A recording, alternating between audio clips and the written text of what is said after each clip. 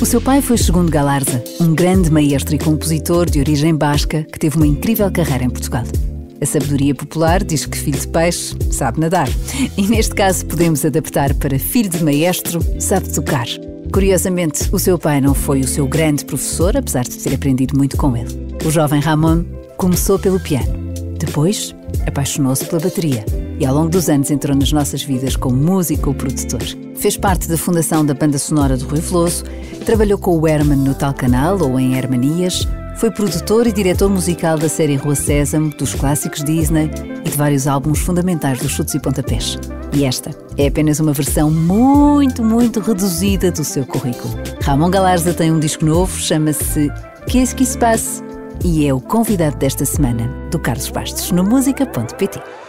Já sabe que hoje está cá o Ramon Galarza. Olá, Ramon. Olá, muito boa tarde. Bem-vindo. Boa tarde a todos os ouvintes. A primeira pergunta para ti é o que é que se passa, não é? Podia ser esta a primeira pergunta. Qu'est-ce qui se passe? Il se passe tellement de choses. De facto, acho que estamos a viver um período demasiado conturbado a todos os níveis, não é? Esta não é uma pergunta inocente, porque qu'est-ce qui se passe é o novo disco do Ramon Galarza. E tens esta costela mais francófona? Tive educação, ou seja, eu de origem, de sangue, sou basco. Mas...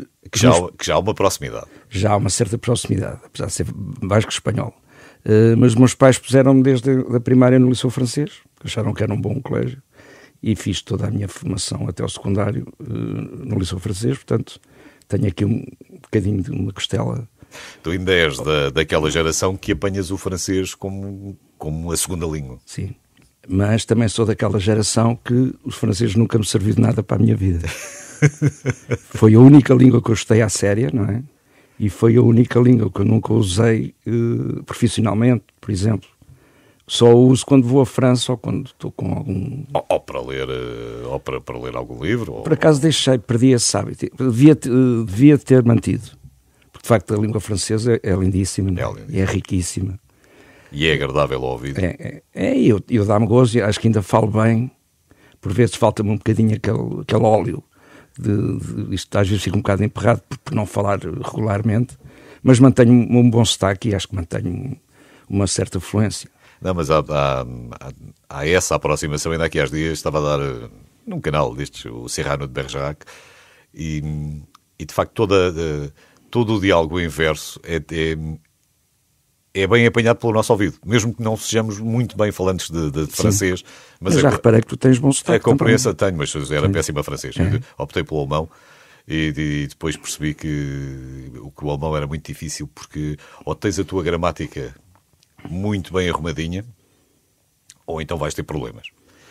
Não era tanto o comprimento às vezes das palavras, que tens que juntar 4 ou 5 palavras para fazer uma palavra composta. Eu percebo bem, porque estudei um ano de alemão no liceu como língua facultativa, ou língua... E percebo o que estás a dizer, que desisti ao fim do primeiro ano. Depois troquei para espanhol, porque era ligeiramente mais fácil. Mais fácil. Castelhano, mais ou menos. Exatamente. É uma coisa tranquila? Claro. Isso é tranquilo? Não falo muito bem, tenho um sotaque em Espanha. Aliás, a minha família... Estamos aqui a falar de línguas. A minha família e os amigos que eu tenho em Espanha, que vou lá com muito a miúdo, eles notam que eu tenho aqui um problema qualquer, que não sou propriamente nativo. Ainda por cima, porque o francês faz com que os R's, que é uma letra importantíssima, eu os diga guturalmente. E em espanhol, em castelhano, é com a língua. E no francês é com a garganta. Só aí, como é que te chamas? Eu diria, sem pensar, Ramon. E eles pensam que é Ramon. Tenho que ter cuidado e dizer Ramon. Por exemplo, pronto, acho que é um bom exemplo, só com o meu nome. Tenho que ter, e notam, falo safo-me bem. Não escrevo muito bem, meto uns erros e tal, os meus sobrinhos fartam-se gozar comigo. Eu já desisti de escrever em espanhol, porque eles, como são galegos... Mas tu dizes, mas eu falo português como vocês. Não, eu escrevo em português e eles percebem. Vocês não imaginam. O teu pai, Segundo Galarza, ele veio para Portugal com que idade? 25, salvo erro. 25, 26. Também veio muito novo para cá. Vai. Mas manteve sempre aquele linguajar dele, não é? Em casa como é que era? Era um galarzês. O pai nunca conseguiu falar bem português e a minha mãe muito pior ainda. E o que era divertido lá em casa era o meu pai a corrigir a minha mãe. E como é que tu não ficaste com uma pontinha de sotaque? É que podias ter ficado ainda assim. Não, nunca. É porque nós vemos muitas crianças, filhos de pais, por exemplo, brasileiros, Sim, em Portugal, e continua a mesma com... Nós lá em casa falávamos castelhano. Sim. Os meus pais, quando queriam ter conversas íntimas, falavam em basco, que eu sou o único membro da família que não fala basco. A minha irmã, que é mais velha que eu, como passou lá umas temporadas, safa-se. Eu percebo umas coisas, mas nunca fui por aí. Mas em casa e à mesa, ou quando estávamos juntos, falávamos sempre em castelhano. E o teu pai nunca teve a tentação de puxar muito por ti para a música? Teve. Teve? Direta e indiretamente. Primeiro, indiretamente porque o meu pai passava muitos dias, muitas tardes, a receber artistas para ensaiar, para escolher os tons das músicas que iam gravar, por exemplo, ou de um espetáculo que iriam fazer. Passava muito tempo ao piano, que estava na sala principal da casa, a orquestrar, e também ouvia muita música, portanto eu habituei-me a isso. E ele, desde eu acho que tinha 5, 6 anos, contratou um professor particular, com quem eu dei os meus primeiros passos no piano. Não foi ele? Não foi ele. E ele não tinha tempo para aquilo? Não tinha tempo para aquilo. Passado uns anos, que eu já tinha evoluído um bocadinho, ele tentou-me dar aulas, só que o meu pai, assim como era um virtuoso, um instrumentista muito acima da média, era um péssimo professor. Há gente que não tem tinha a mínima jeito, vocação. Também não tinha muito tempo, e ele fazia aquilo para eu ser filho. E eu recordo várias situações em que ele me dizia, olha, estás a ver, agora faz esta escala. Eu punha-me a fazer a escala, olhava para o lado e ele tinha adormecido, por exemplo. Era uma das coisas que acontecia frequentemente. Não tinha queda para isso. Acontece muitas vezes, nós temos muito jeito para uma coisa e sermos péssimos professores. Certo. É daquelas coisas. Ainda por cima, depois...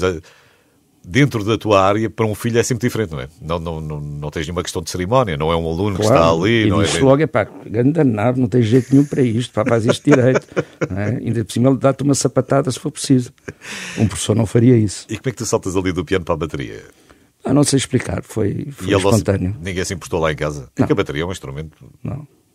Como é que... É barulhento. Só se importaram uma vez, os meus pais passaram uns dias fora, e eu tinha um grande amigo meu com quem tinha umas músicas. Já eu devia ter uns 13 anos, assim. E eu, na ausência deles, tomei a liberdade de montar uma bateria na sala, com o piano. O meu amigo tocava piano, eu tocava bateria. Só que os meus pais vieram 2 dias antes do que estava previsto. Portanto, acho que escusado será estar a contar o que é que aconteceu. Isto tudo montado e a coisa não correu bem. Ser baterista foi sempre muito ingrato. Não é fácil disfarçar aquilo, quer dizer, por muitos cobertores. Estudas que é no teu quarto. Eu não sei como é que tu fazias aquilo. Punhas cobertores? Havia uns pads para estudar que não têm som. E isto começou também a desenvolver. Na minha altura não havia muitas opções. Era com as pernas, era... Porque eu sempre achei que... Uns daqueles... como é que chamam os pauzinhos chineses? As baquetes? Não. Não, aqueles pauzinhos para comer comida chinesa. Está-me a faltar o nome. Pauzinhos de bambu? Sim. Por exemplo, lembro que estava sempre a treinar com aquilo. E ouvia muito e punha-me a tocar por cima. Para ser uma coisa mais suave, porque a bateria faz sempre... Porque sabes que eu sou um autodidata na bateria. Porque eu quis estudar bateria. Só que na altura não existiam professores de bateria. Havia professores de percussão clássica no conservatório. E não era isso que eu queria. Portanto, eu sofri com isso, e hoje em dia, felizmente que essa situação mudou radicalmente, e tu tens ótimas escolas, variadíssimas escolas, já com vários apontados para vários estilos, e tens ótimos professores de bateria. E tu também já deste aulas? Não sei se continuas a dar. Não. Nada? Eu sou um bocadinho parecido com o meu pai. Com o teu pai? Só dei uma vez, dei um curso de produção, foi a única experiência que tive nessa área, mas também, lá está, também é preciso passar por elas também para te perceberes que há outras coisas que gostarias mais de fazer na vida e que se calhar tens mais vocação para isso. Estou a conversar com o Ramon Galarza, ainda vamos conversar mais. Temos tempo, é o meu convidado hoje no Música.pt.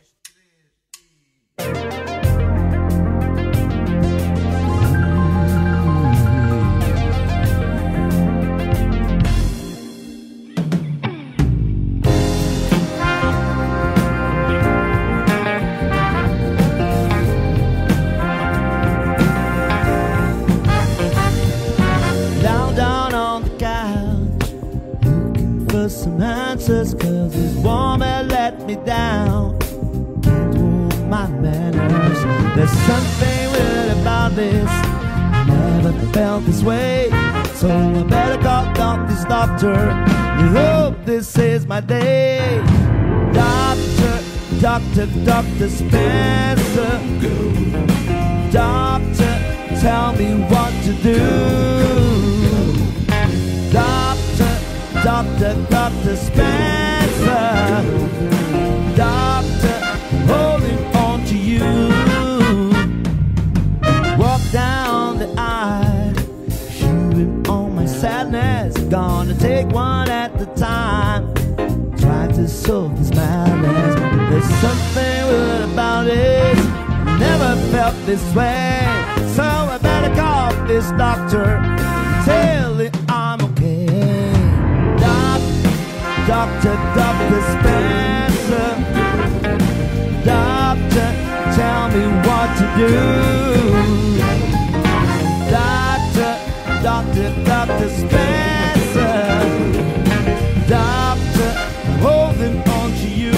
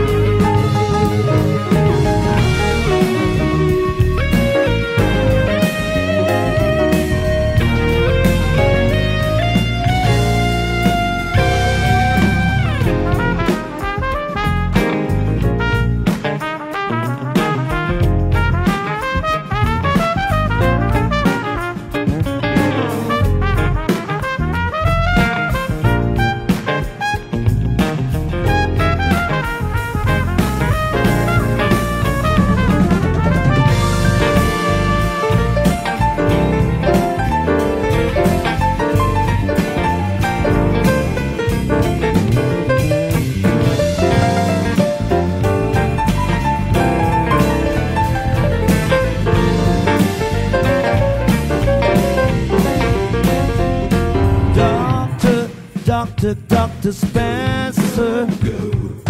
Doctor, tell me what to do. Doctor Spencer.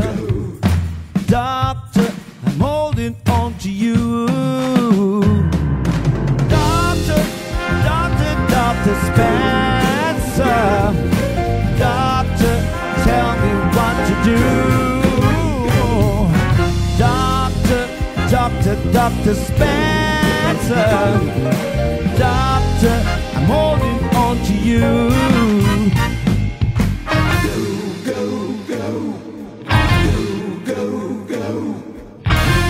Hoje convidei o Ramon Galarza para passar aqui pela música.pt. Estamos a falar destes seus primeiros anos. O segundo Galarza, o pai, não foi o melhor dos professores que o Ramon teve. Tinha outras coisas também com que se preocupar. Há esta passagem do piano para a bateria. Já temos mais gente, felizmente, a ensinar e bem. Não só a bateria, como vários instrumentos em Portugal. Mas estava a pensar na bateria, estava a pensar naquele filme Whiplash. Sim. É um bom filme. Reviste ali alguma coisa? Acho que eu gostei imenso do filme. Acho que houve ali um certo exagero. Acho que houve cenas que foram um bocadinho exageradas. Não...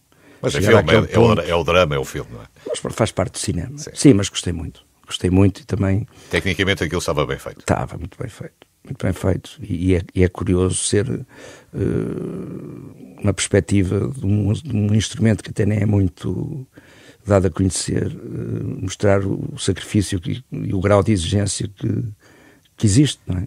E ali, no caso do filme, era levar mesmo até ao limite, explorar até ao limite sim. A potencialidade de alguém. Claro. Que às vezes é uma luta, que todos temos nas nossas profissões, de querer sempre mais, querer sempre evoluir, querer chegar mais longe. Por vezes até tens muitas capacidades, mas ou não tens oportunidades ou não as sabes aproveitar, sabes?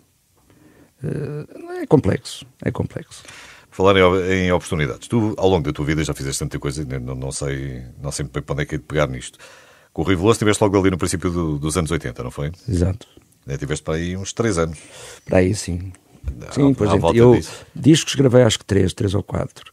E a nível de concertos, estive ali nos primeiros anos, depois saí, entrei, andei ali, porque também eu comecei depois a trabalhar muito em produção e comecei a ter uma vida muito ocupada e eu gostava muito dessa área. Portanto, eu deixei de tocar com o Rui, não foi porque nos tivéssemos chateado, uma coisa qualquer. Continuamos a ser os melhores amigos, não teve nada a ver com isso. Mas começaste a fazer outras coisas. Foi uma opção que eu tive que ter. Depois apareceste uma série de coisas com o Herman também, não foi?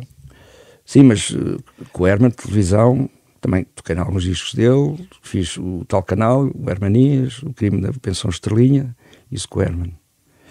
Entretanto, também tive com os chutes e pontapés. Como é que tu fazias aquilo? Como é que tu paravas de rir para trabalhar?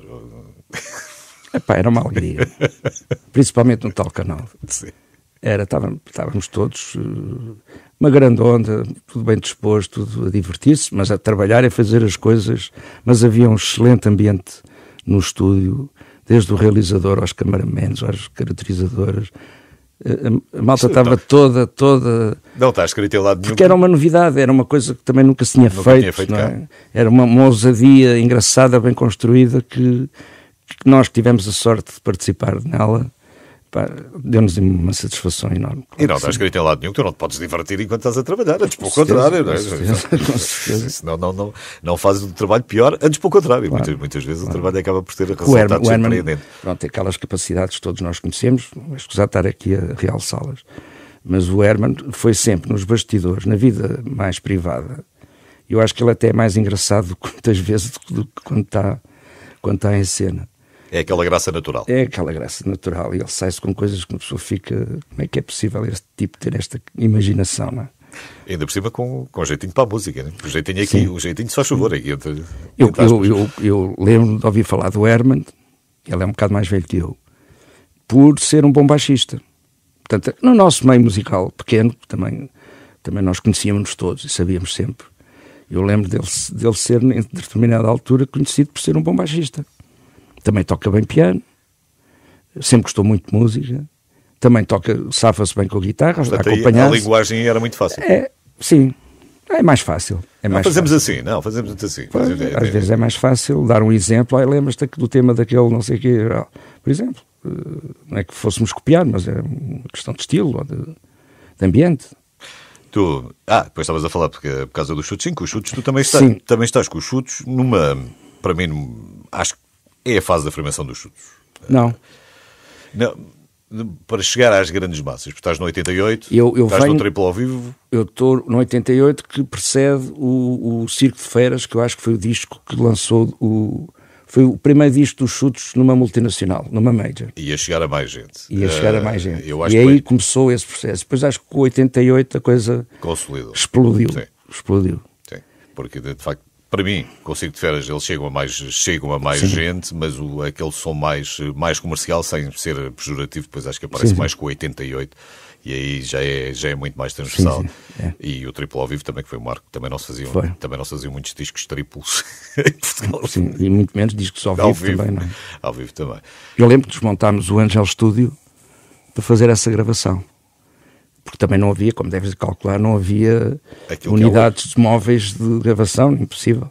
Esse trabalho de estás ali sentado em frente à mesa ou em frente ao computador foi uma coisa que sempre te preencheu? Sim, e continua. Eu gosto muito. Às vezes é um bocadinho obsessivo, porque entramos às vezes em detalhes que se calhar são estúpidos, porque ninguém vai perceber ou ninguém vai notar, mas faz parte do rigor de alguém que quer fazer as coisas o melhor possível. E tu ali és mais maestro ou és mais compositor? O trabalho de um produtor tem que abranger uma série de áreas.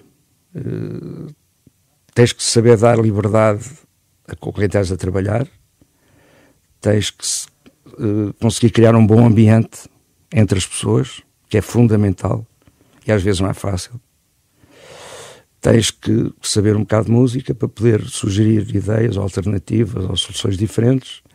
E em questões técnicas também tens de ter conhecimento para se perceber como é que vais captar uma bateria ou outro instrumento, e depois como é que vais juntar tudo aquilo que está gravado em uma atarefada de pistas. Ou estás a ouvir um bocadinho mais a guitarra, ou estás a ouvir um bocadinho mais a bateria. Não é? Sim. Mas eu sempre gostei muito e continuo apaixonado e tenho a sorte de ter o meu estúdio.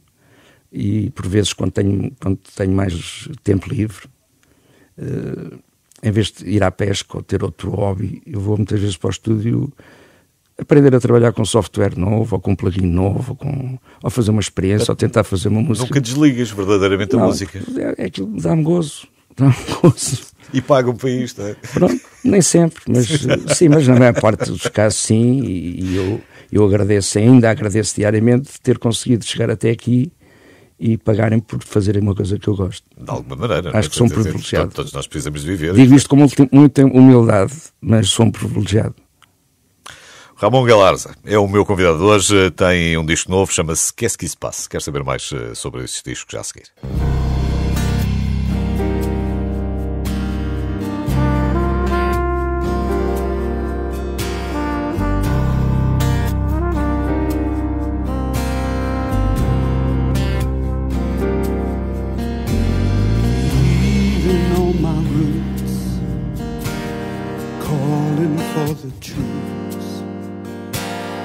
Round and round and round to find the naked truth, escaping from the rules, looking for some clues.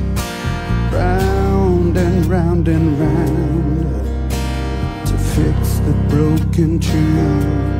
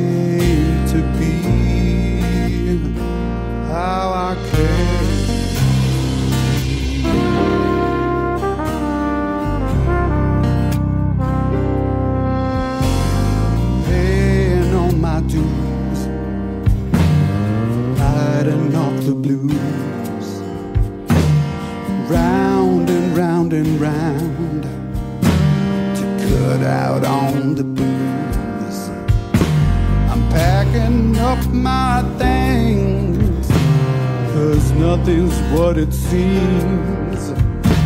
Round and round and round, I'll hold on to my dreams. Inspiration.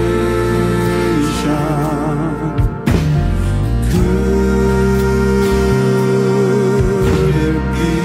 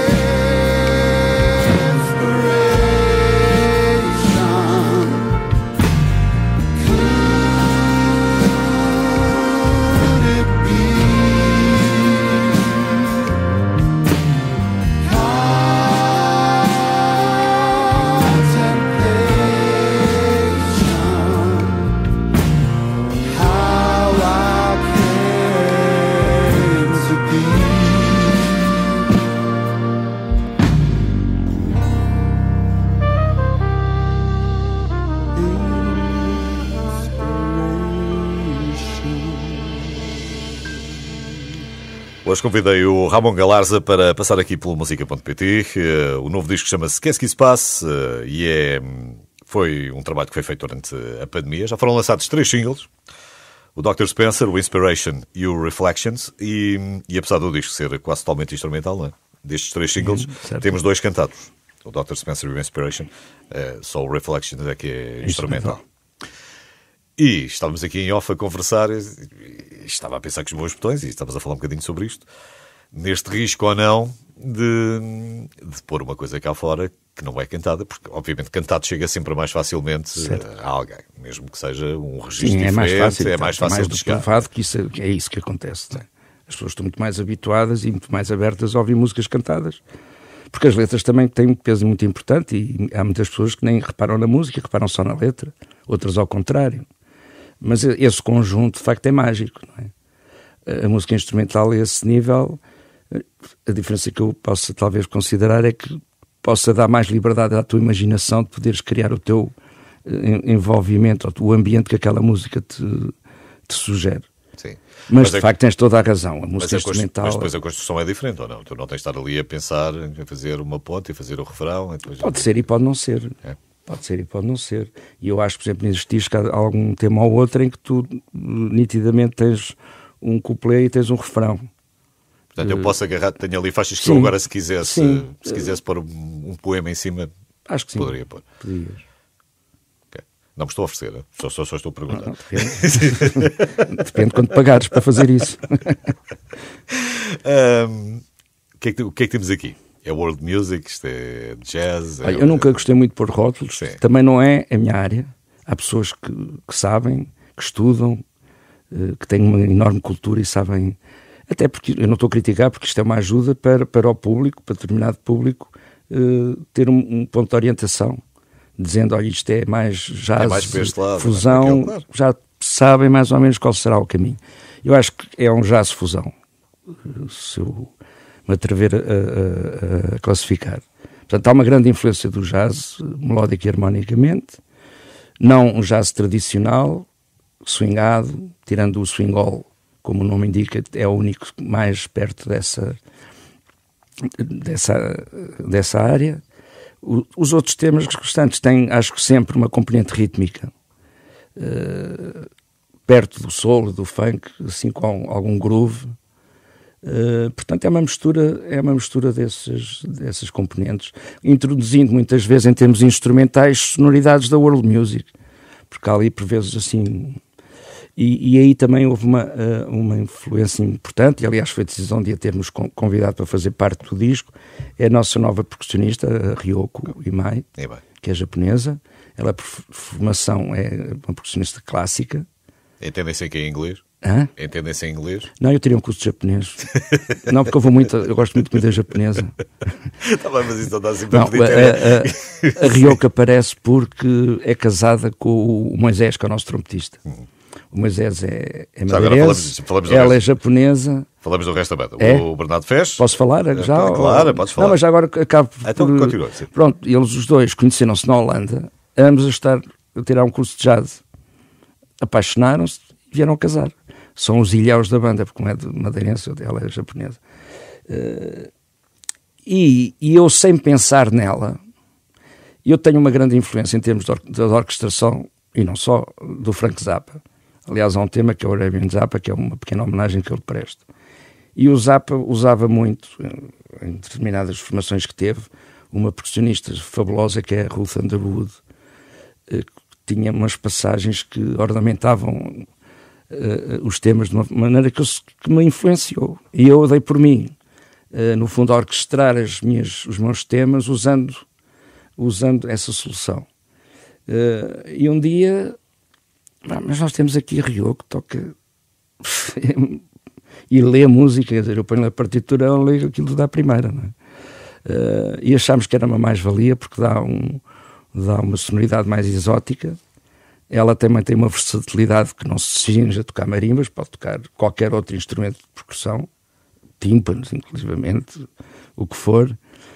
É uma mulher, o que nos disciplina também, bastante. Que é um grupo de homens, depois grupo de homens, estás a ver como é que eram os ensaios. E ali temos de ter um bocadinho mais de respeito, o que também é bom. Ainda não me disseste o que é que ela fala. Não, ela fala, já arranha português. Ela já arranha português, mas entendemos mais em inglês. E o resto da banda, portanto, Bernardo Fez, que foi a pessoa mais importante, sem desvalorizar os outros. Isto começou primeiro porque foi por ele, com a vossa amizade, não é? Foi com a nossa amizade, foi ele que me começou a incentivar, porque eu já tinha feito um disco anterior, o RG, filo sozinho, convidei vários músicos, amigos meus, mas era um trabalho meu em que convidava, tinha os convidados, não é? E o Bernardo teve essa capacidade de me motivar a juntar os músicos que ele conhecia e que eu lhe agradecerei para sempre.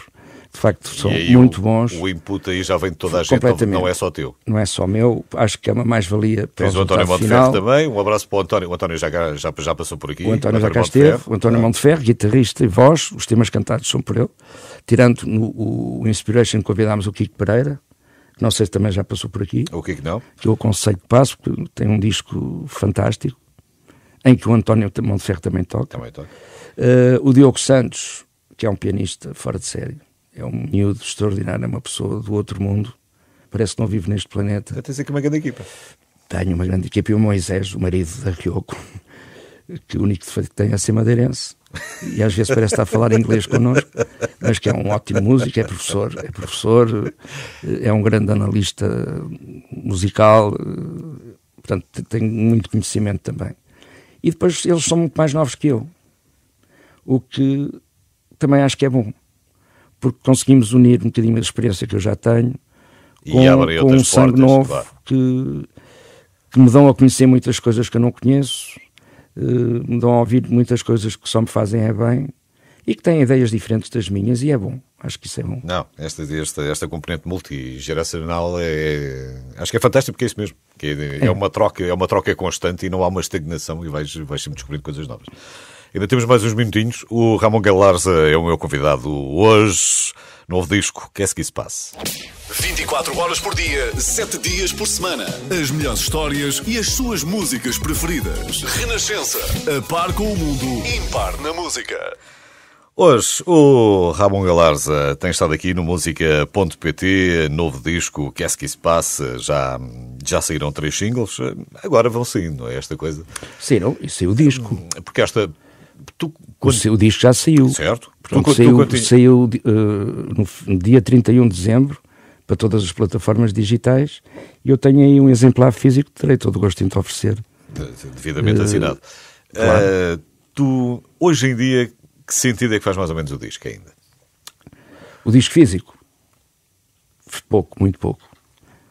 Para já, há muitas pessoas que nem sequer já têm leitores de CDs em casa, os carros também já não têm, os computadores também já não, portanto, e eu outro dia ofereci um CD meu a um técnico que trabalha no meu estúdio, e ele disse, agradeço-te imenso, mas eu não tenho de onde ouvir. Onde ouvir isto. Pronto, isso é um lado. Por outro lado, em termos puramente comerciais, não se vendem nas lojas, não se vendem discos. Sei lá, hoje em dia, para estar no top, são 100 discos vendidos. Agora, é um trabalho discográfico, digamos assim, porque é assim que nos habituámos a chamar estas coisas, tem que existir para qualquer artista, porque os artistas hoje em dia estão completamente dependentes dos concertos ao vivo, porque é a única forma de subsistência que têm, não é?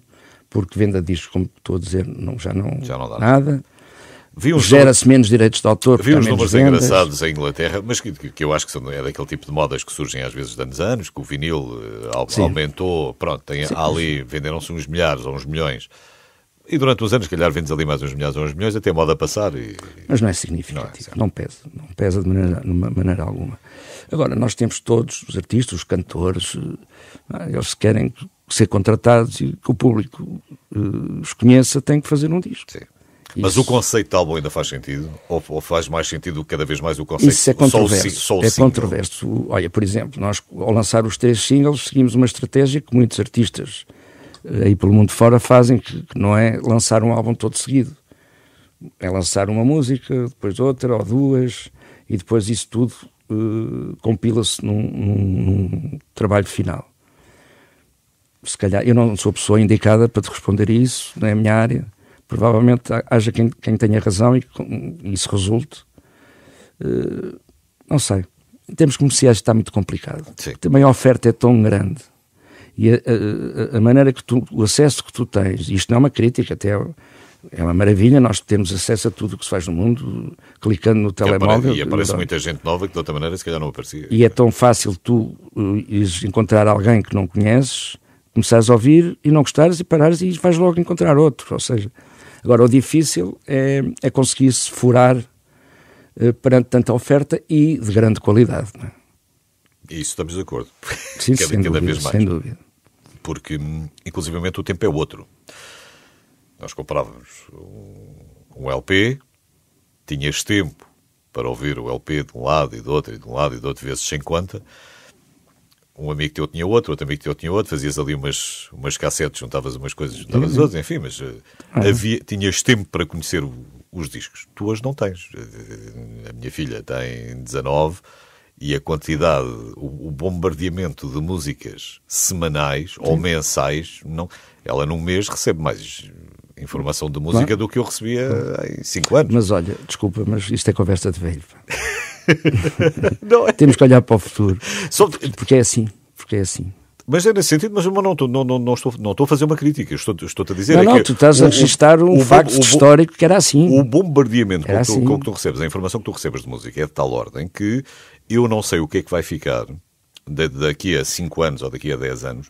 Não sei das 500 músicas que ela eventualmente recebeu no início de 2022. É essa a questão, estás a perceber? É isso. E aí um fenómeno que vai ser com certeza estudado. Tem nada a ver com velhice, meu amigo, porque estamos aqui fresquinhos, isto aqui cada vez mais novo, a cada ano que passa. Olha, já é o teu segundo projeto com este pessoal. Sim. E é capaz de não ser o último. Bem, espero que não. Já estou a compor até temas novos, porque lá está, faz parte daquele bichinho que eu tenho cá dentro, não consigo estar parado. Mas também fiz um disco durante a pandemia, na área mais clássica, que eu fiz sozinho, em casa, usando instrumentos virtuais só, e é uma área que eu também tenho algum interesse em desenvolver. Estou agora a preparar o segundo volume, o projeto chama-se Symmetrix, foi editado no fim do ano passado, só nas plataformas digitais, não fiz CD físico. Mas tem uma coisa muito engraçada, tu recriaste um dueto com o teu pai, não foi?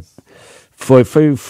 Pegaste no passeio em Sintra e transformaste o passeio em Sintra com o meu pai. Isso nasceu de uma ideia de alguém que me estava a ajudar a promover o meu disco Symmetrix. Achou que se poderia... Foi ele que teve a ideia. Depois mais distraídos, e eu com a ajuda do amigo Galares é o pai do Ramon. Acho que fizemos ali uma homenagem sobre um tema dele, que é o passeio em Sintra, que ficou engraçado. Foi tudo. Fomos buscar imagens devidamente autorizadas pela RTP, mas foi incrível, porque a banda sonora, no fundo, eu usei coisas originais e eu toquei por cima ou introduzi partes novas. Mas há coisas que foi uma sorte. Ou seja, os andamentos em que está, há imagens em que o meu pai está a dirigir a orquestra, por exemplo, que está certo, mas não foi pensado a ser assim. Eu tive aí uma alma superior que me ajudou a fazer isso.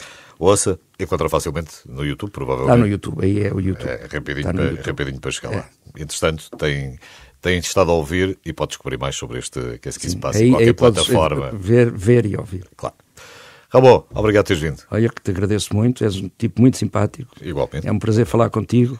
Parece sempre. É pena não perceberes muito de música. Nada, pá, eu de música zero. Ramon Galarza, eu fui o convidado hoje.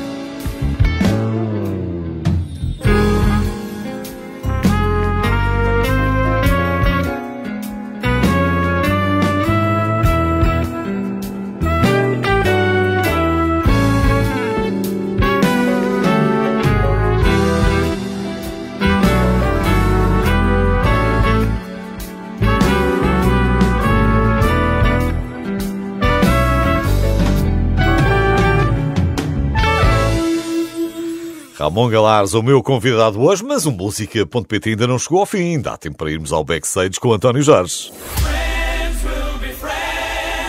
A música certa pode mudar o seu dia.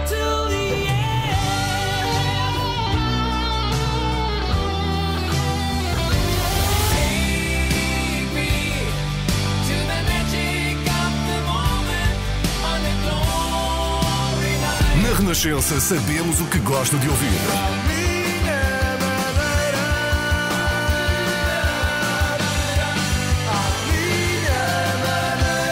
Sei que não sei, às vezes entender o teu olhar, mas quero-te bem.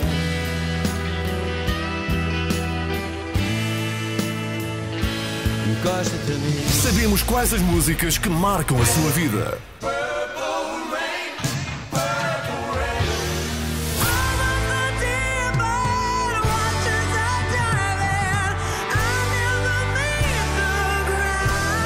Conhecemos as músicas que não lhe saem da cabeça.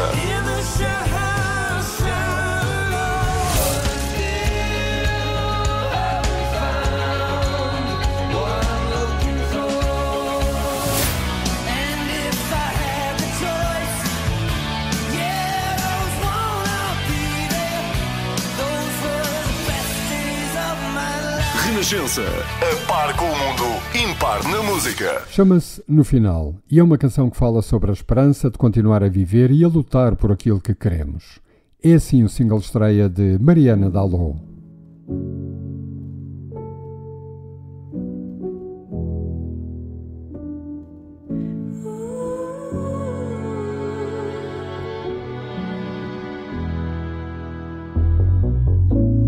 Não me interessa que o tempo esteja incerto. Não me importa que o medo seja certo. Não me assusta que a vida tenha pressa. Não me intriga que o sonho se esmoreça. No final do dia, como por magia, eu dou mais um passo. No final de contas, tudo o que encontras vive num abraço. Vive num abraço.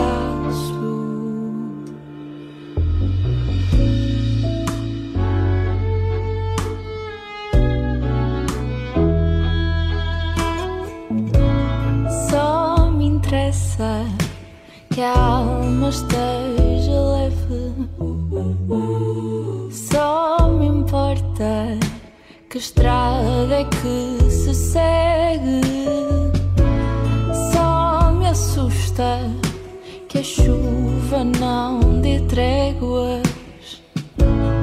Só me intriga que a noite não sossegue.